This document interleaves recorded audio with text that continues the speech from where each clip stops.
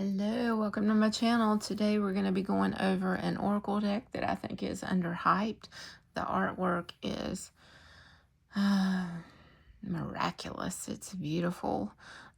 This is the Norse Goddess Rune Oracle by Rebecca J. Stark, and the artist is Sharon McLeod. This is by Blue Angel. Let's take a quick look at the guidebook. Comes with a very informative guidebook. So in the guidebook, isn't it gorgeous artwork? The artwork, oh my god, the artwork, love it. So for the contents, we have the introduction, the origins of the runes, the divine feminine perspectives, the language, the lore, the concepts, the how to use the runes, the runic spreads, the Norse goddess runes, about the author and about the artist. The cards have the keywords with the meaning on them, which is really cool. Which I love me a good guidebook with information about the goddesses that I'm reading about, and all I need to know about the runes. Now, I'm not going to try to pronounce the names because I'm more of a reader than a listener. I read a lot, so I recognize the names. I just can't pronounce them. The book, it is in the front of the book, so you get the Yggdrasil spread, which is the tree where all the worlds are, the world of humans, the world of gods, the world of giants, and so on and so forth. Here's a relationship spread. You get a little quote or poem about the goddess. You get the lore, so it tells all about her in the Norse mythology.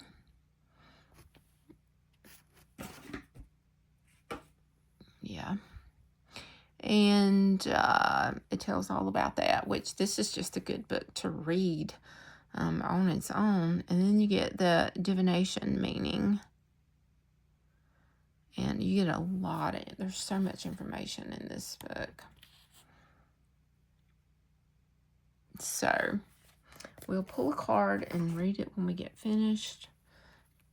But, I think there's so many tarot decks that this artwork would go great with, and I want to look at that too. So, I'm not going to try to pronounce the names. This rune, and I will say the emotion, intuition, and flow. And let me tell you, she is beautiful. And she's also got the rune carved in her forehead. Or not carved. Maybe it's not carved. It's in her forehead. Her third eye. So that's beautiful artwork. The back of the cards are amazing. If I didn't show you, this is the tree, the Yggdrasil tree, and the sides are in a brick red looking color, so they're just stunning. So here again, I'm not going to keep saying it, the rune's at the top. This is the symbol for the rune. And we have overwhelm, loss of control, and confusion. And it shows it in the art in the card. Chaos, destruction, renewal. And you can see half of her face is like skeleton, and the other half is goddess. Completely two different sides going on here. And so I love that. Endurance, stability, spiritual journey. This artwork is just too much. And you can see a lot of the runes in the tree. And then she's holding this specific one in her little pouch that almost looks like the Fool's pouch. Maybe she's going on a spiritual journey. That gives me full vibes. Fool card vibes. Fate, chance, and rebirth. So that reminds me of the Fates, which I believe that's exactly what it is. And you see the rune in the pool that they're scouring in.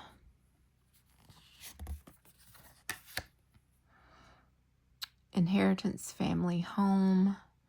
Beautiful. Absolutely love the owl.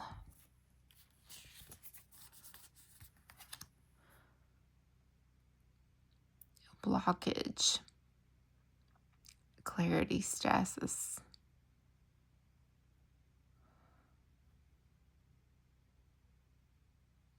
And we have the rune in where her third eye is.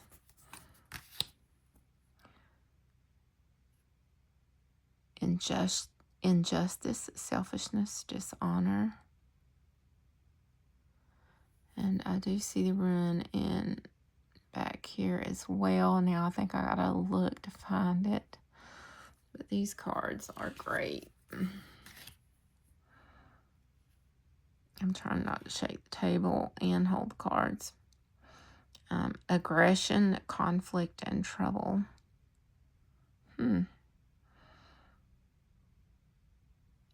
All kind of intuitive reading in that one with her holding the baby. The Birch Goddess, growth, birth, renewal.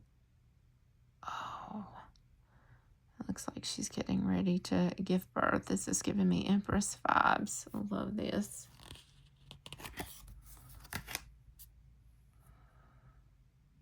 Weakness, unwellness, stagnation.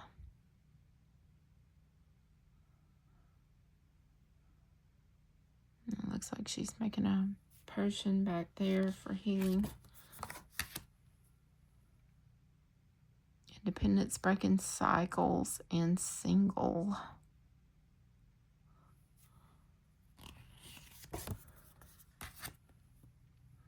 Humanity, tribe, collective consciousness. Ooh, I love this. Look at all that art in the back.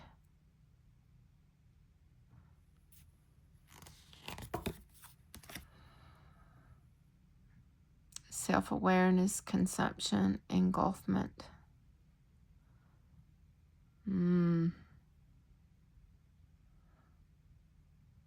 Looks like she's locked up in a tower. Beacon, enlightenment, passion. I think these are great cards to read intuitive too. Loss, sadness, depression.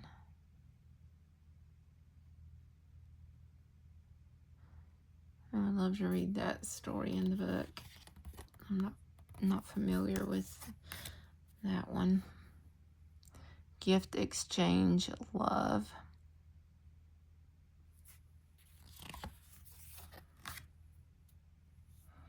Sun, success, victory.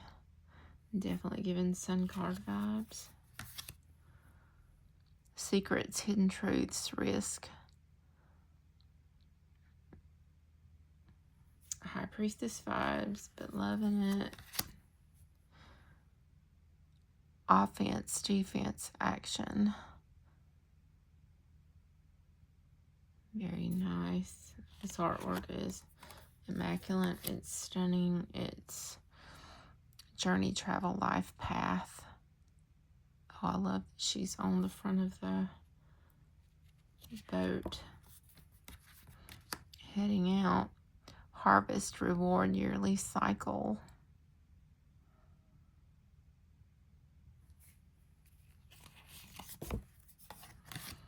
These would be good cards to meditate on too, or one a day.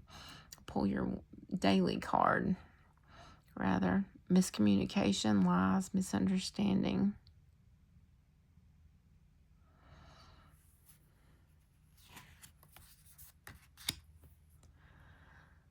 Boundaries, defense, denial.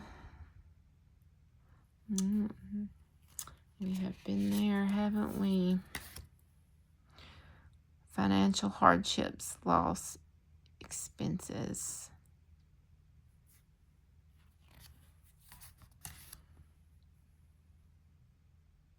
protection, safety, connection. That is the one on the front of the box. And the guidebook.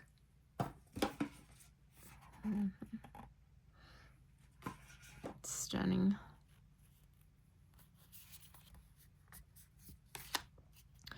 Ooh, I like this one. Communication, wisdom, and message.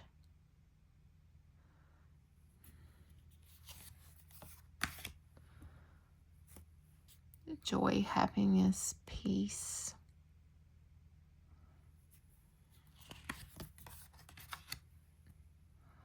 Portable wealth, abundance, and finances.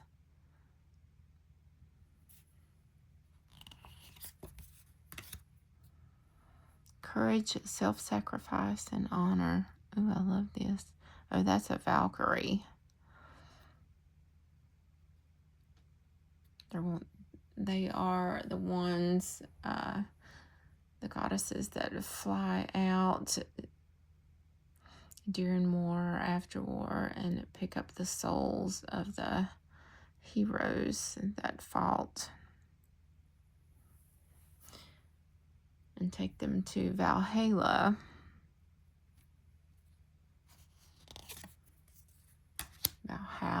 Valhalla, however you want to say it. Awakening, breakthrough, balance.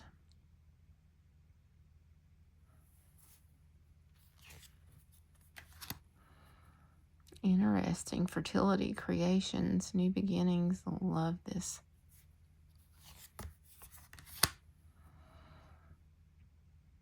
Crone, stagnation, lack of growth.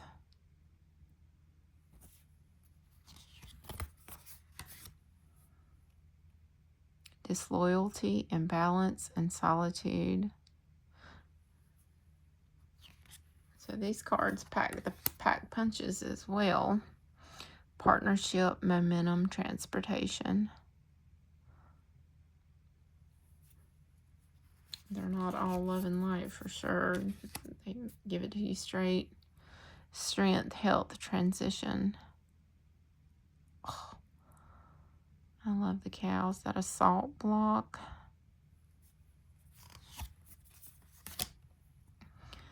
Stillness, pause, presence. Is she getting snake venom? I believe that may be the story.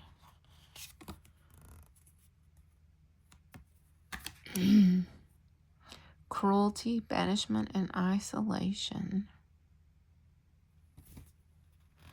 We've probably all been there as well. Constraint, need, and restriction. Okay, let's pull one.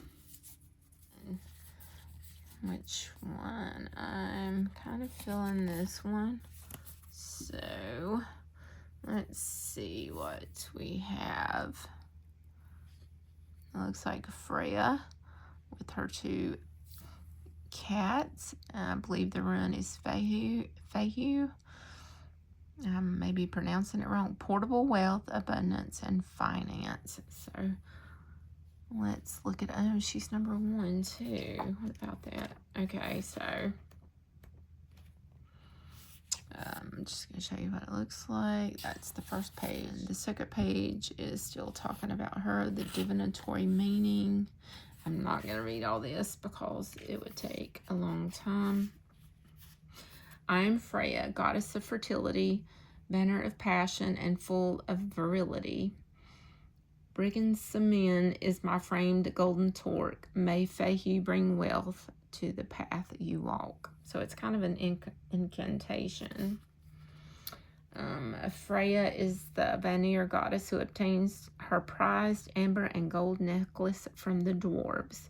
Freya is the goddess of love, passion, and abundance and fertility. She's the goddess of war who receives the first choice of half the fallen warriors to await the final battle, wearing a golden torque or neck ornament, flanked by her two cats, which draw her chariot across the sky. Freya is wearing her falcon cloak, providing her with the ability to shapeshift and fly. She generously lends this cloak to Loki on different occasions that require him to fly between realms. And let's get the divinatory meaning. I'm not going to read the entire story about her. It gives so much information. This is the rune of portable wealth, meaning cattle. It refers to the source of great wealth in Scandinavia. Cattle provided meat, milk, leather, horns, and a method to transport goods. They symbolize wealth and the ability to provide for the community in which you live. To raise and care for cattle, a great deal of work must be put in. This rune represents the notion that wealth and toil go hand in hand. Fayu is the beginning. The first step is always the hardest, but the only way to reach your goal is to move forward. It's time to get to work. It talks about Fayu indicates financial success, increased wealth, or abundance in your life. It may be a pay increase or a promotion that will be offered. A creative project will receive financial support. Wealth looks different to all of us, and Fayu indicates that wealth is on your side. If you've been struggling financially, Fayu gives you the opportunity to improve your situation. Don't sell yourself short. Know your worth, and Fayu will provide for you. And it does give a whole other paragraph, but I'm not going to read all that because I think we get the general idea. I want to look at some tarot cards that I think might go with this. We have the Chariot with communication, wisdom, and message, which I think they look really good together. The Four of Batons with joy, happiness, and peace. They read beautiful together.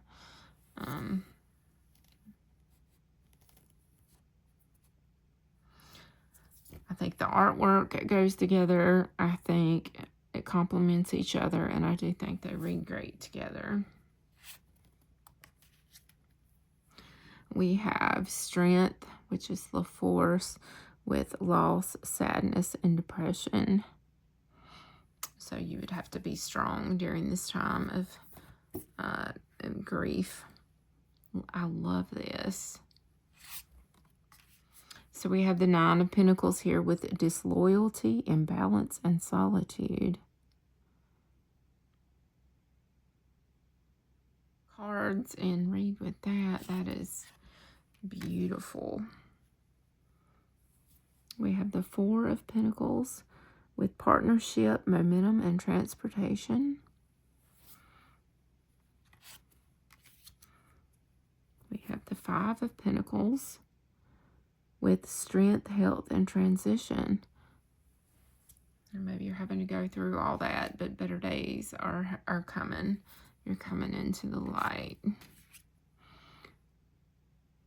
We have the Four of Swords with sun, success, and victory. I believe this is Marilyn, the young Marilyn in this card.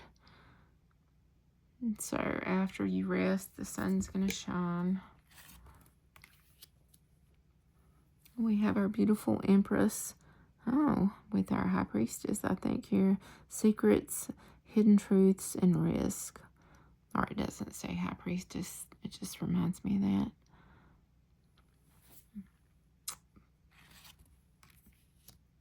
We have the Ten of Swords with offense, defense, and action. Yeah, these read really, really good together. Let's do one more. I'm just stunned. We have Justice with journey, travel, and life path. So they're at the round table here. I love it. I love it. And if you want to know the name of that tarot deck, I'm going to show it to you again. It's by Claire Duval. It's the Black Seed Tarot. So I was thinking about an animal deck. And I was wondering, we've already looked at that one. I was wondering how an animal deck might go with it. U.S. Games. I thought that was U.S. Games card stock that I was feeling. It comes with a little card with the chakras. It comes with a fairly informative guidebook. Not just a little white book, but, you know, it's nice. Okay, so we have the Six of Swords here with a harvested reward and yearly cycle.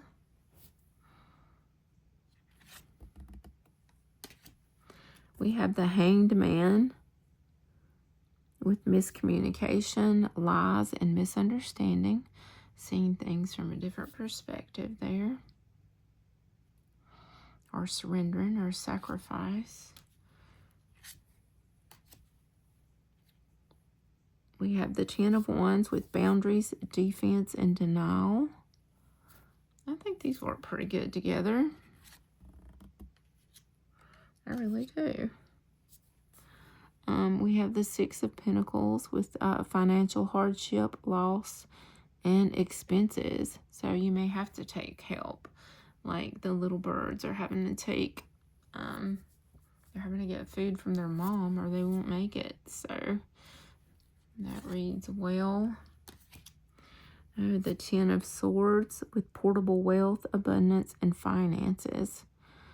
So that could be telling you to be really careful, and or it could be telling you that, that's what I'm feeling right now, that this part of your, this part's over. This is done. This is finished, and you're going to be starting something new here. This is over and done with. I guess it depends on where the cards fall in the deck, but we have the Emperor with growth, birth, and renewal. So we have the Emperor with, she so reminds me of the the Empress. So those go great together. We have, and then there's the Empress with weakness, unwellness, and stagnation. If I was doing a reading with that, I would pull more cards for clarification, but I'm really thinking these go good together. So we have the Devil with independence, breaking cycles, and single. And so I would definitely say maybe it's telling you that you need to get away from the devil and break those trauma bonding cycles, those gaslighting cycles, those cycles that sometimes we go through over and over and over, and it's like we're with the same person every time, but it's a different person with the same personality. Breaking those cycles, breaking generational curses, finding your independence, and being single for a while, and taking time. Let's look at one more, and then we'll look at another deck. So we have the 4 of Wands with humanity, tribe, collective consciousness. So I love that. That's the Weaver, and it's a celebration. 4 of Wands. I don't know why I can't stop. Temperance is with crone, stagnation, lack of growth. So you have to keep a balance. You have to keep a balance. Okay, so J.S. Moore, I believe. It's probably on his website. It's J.S. Moore and M.S. Edwards. It's got beautiful silver gilding. This is a big, fat, chunky deck because it is full of extra. It's like a tarot deck with oracle cards in it. The back, that looks like Medusa there.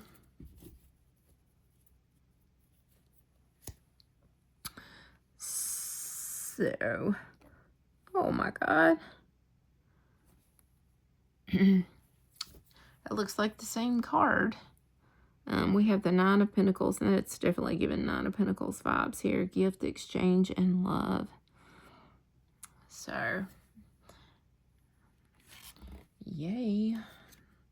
Amazing. We have the 3 of Wands with emotion, intuition, and flow.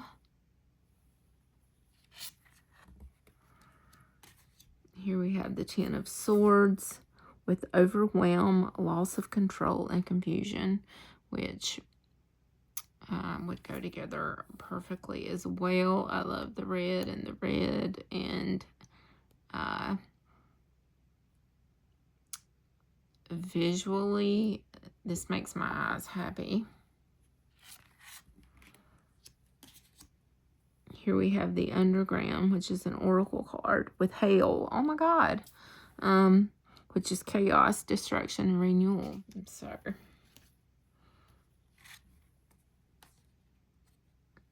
I like them all, but so far this is my favorite. We have solstice with endurance, stability, and spiritual journey. We have the Seven of Swords with fate, chance, and rebirth. We know the Seven of Swords is a betrayal and a sneaky. I'm going to go over this oracle. Okay, so we have the Seven of Cups with inheritance, family, and home. So we have choices with Frigg, inheritance, family, and home. It's just life. We have our beautiful Queen of Cups here with injustice, selfishness, and dishonor. So, kind of the flip side of the coin over here.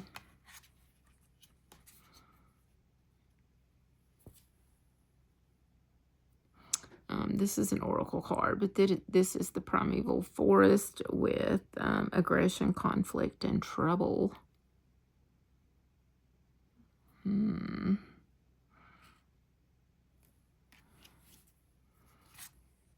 we have the Six of Swords with self-awareness, consumption, and engulfment. Again, that is the name of them. And if you want to look up the website, they may still be available. And if you want to look it up, you might could order it from Books A Million. I'm feeling like it's mass market. This is the backs, which old school. I love it. I'll give them a little shuffle here.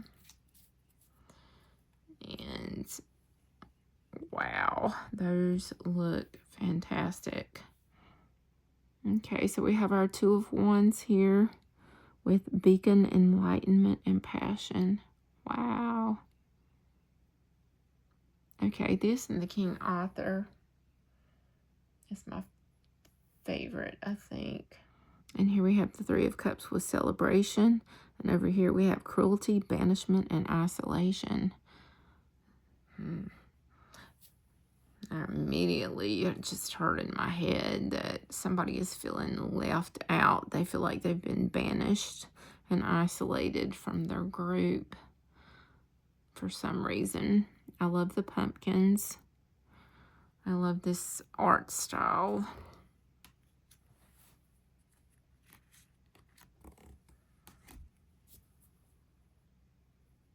Here we have the Six of Cups with constraint, need, and restriction.